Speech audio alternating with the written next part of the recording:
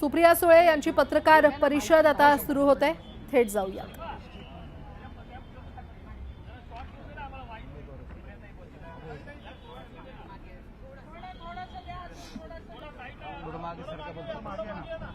पत्रकार सोडून बाकी थोडं मागे आपले कार्यक्रम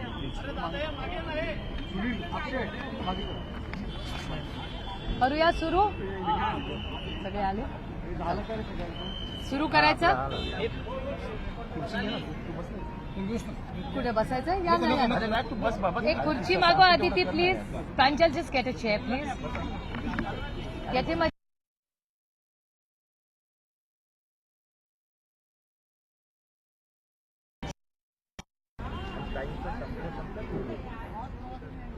चला, शॅल वी रोल। नमस्कार। आज बाप्पा, संदीप भैया, जितेंद्र आव्हाड हे तिघं गेले जवळपास महिनाभर जी घटना बीड आणि परभणीमध्ये झाली त्याबद्दल पोटतिडकीने सातत्याने हे सगळे प्रत्येक मार्गाने त्या दोन्ही कुटुंबाला न्याय मिळेल ह्याच्यासाठी प्रयत्न करतायत। संसदेमध्ये पहिला आवाज कोणी उठवला असेल तर त्या व्यक्तीचं नाव बजरंग अप्पा सोनवणे। बजरंग अप्पा सोनवणेंनी ही घटना झाल्या तातडीने ते पार्लमेंट कामकाज सुरू असताना कामकाज सोडून बीडला गेले। बीडमधून सगळी माहिती घेतली, तातडीने दिल्लीला परत आले। आम्ही दोघं एकत्र, त्यांचा हट्ट होता की ताई नाही मला आजच रेज करायचं, म्हणून आम्ही पहिलं स्पीकर ऑफिसला चिठ्ठी पाठवली।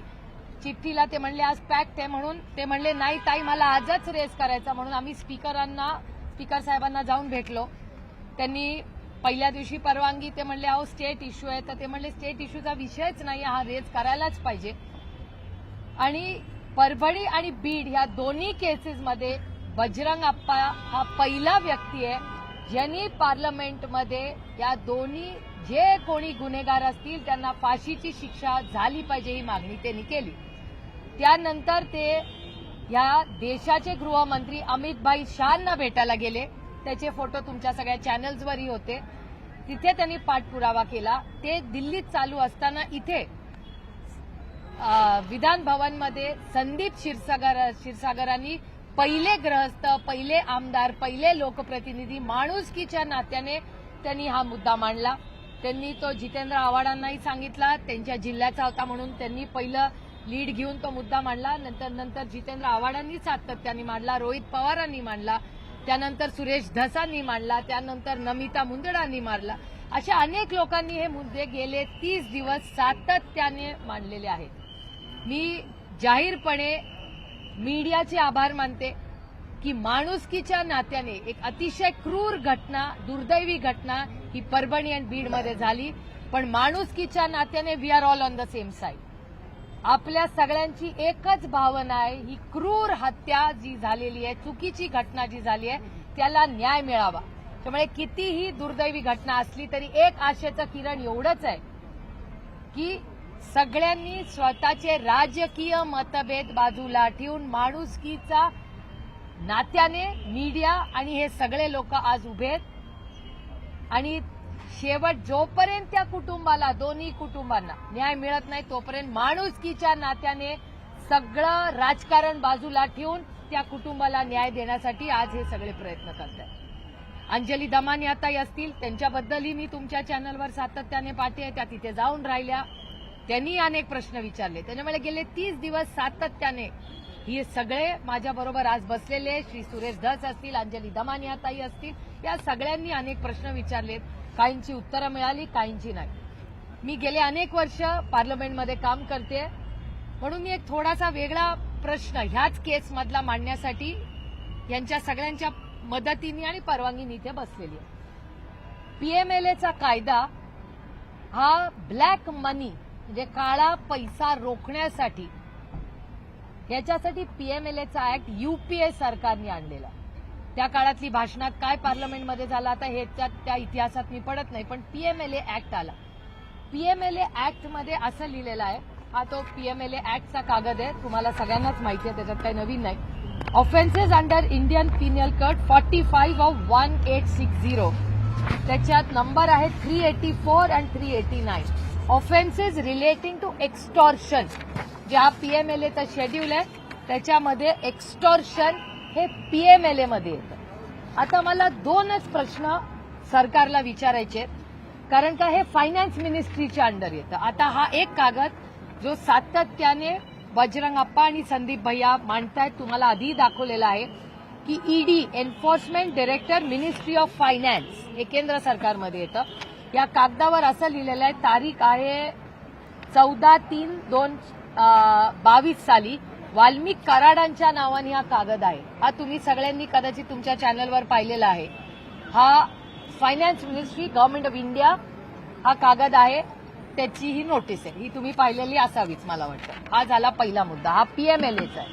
आता पीएमएलएची अनेक उदाहरणं महाराष्ट्रात झालेली आहेत आणि हा एक्स्टॉर्शन त्याच्यात येतं आणि आज वाल्मिक कराड हे एक्स्टॉर्शन मध्ये आज आहे. त्याच्यामुळे माझा एकच सोपा सरळ प्रश्न सरकारला आहे, महाराष्ट्र आणि केंद्र सरकारला, की वाल्मिक कराड जर एक्स्टॉर्शन अंडर त्यांची अरेस्ट झालेली आहे तर ईडी आणि पीएमएलए हे का लावले गेले नाहीत. Very simple it is.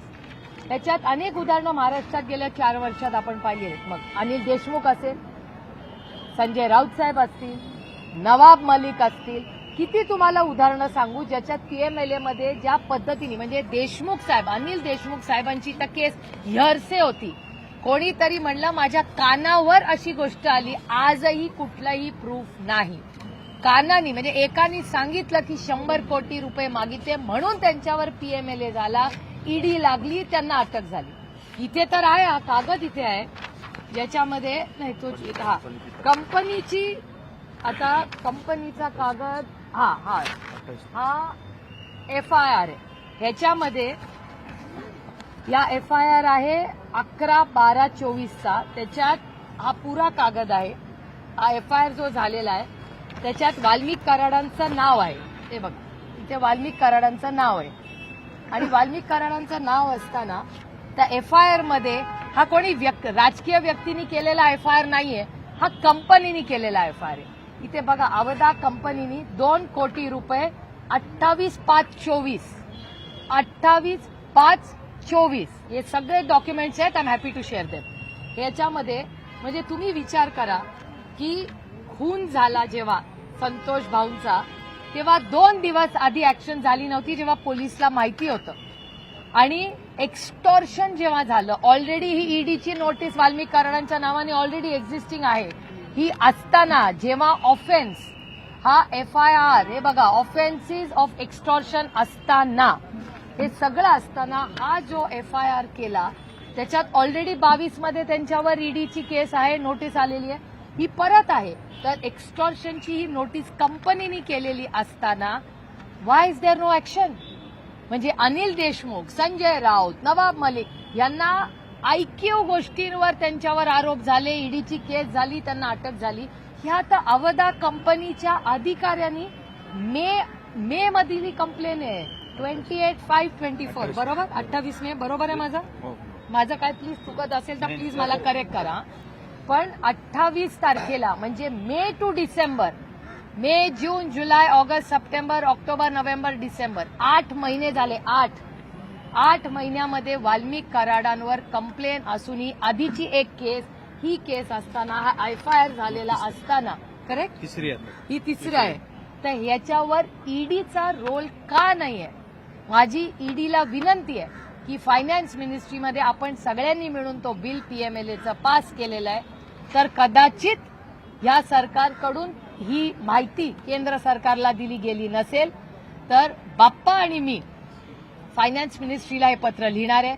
आम्ही आता बजेट सेशन जेव्हा सुरू होऊ तेव्हा फायनान्स मिनिस्ट्रीची ही भेट घेणार आहे की या ईडीच्या केसमध्ये जर इन्व्हेस्टमेंट्स महाराष्ट्रात यायच्या असतील, असं जर एक्स्टॉर्शन झालं तर आपल्या महाराष्ट्रात कोण इन्व्हेस्टमेंट करेल?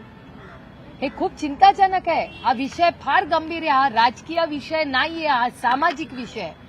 महाराष्ट्रामध्ये जर असं एक्स्टॉर्शन सुरू झालं तर इन्व्हेस्टमेंट कोण करेल? आणि एवढंच नाही, त्यांनी केस केली आहे. अहो आम्ही राजकीय म्हणून तुम्ही आम्हाला न्याय देऊ नका विरोधक म्हणून. पण इन्व्हेस्टरला पण महाराष्ट्रात न्याय मिळणार नाही आता. 6 महिने, मे टू डिसेंबर, आपण जानेवारी महिन्यामध्ये आहोत. का या कागदावर ऍक्शन केलेली नाही? का ईडी